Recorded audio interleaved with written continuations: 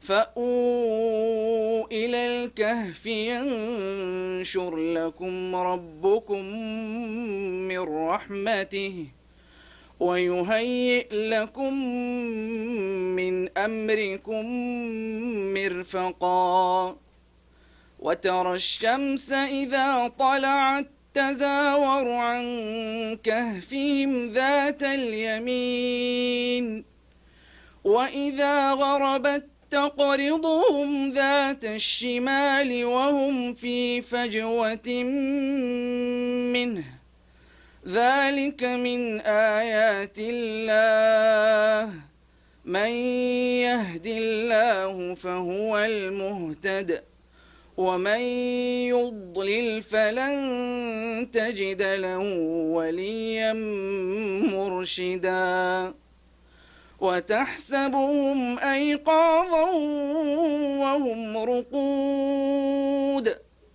ونقلبهم ذات اليمين وذات الشمال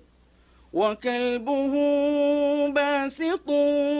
ذراعيه بالوصيد لو اطلعت عليهم لوليت منهم فرارا ولملئت منهم رعبا وكذلك بعثناهم ليتساءلوا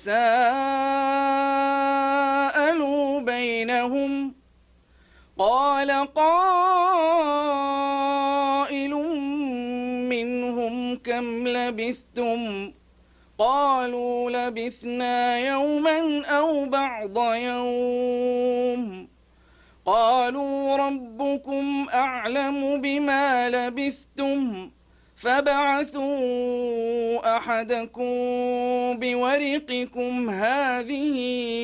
إلى المدينة فلينظر أيها أزكى طعاما فليأتكم برزق منه وليتلطف ولا يشعرن بكم أحدا إنهم إن يظهروا عليكم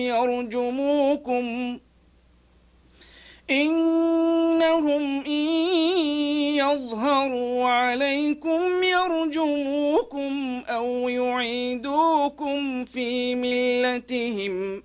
ولن تفلحوا إذا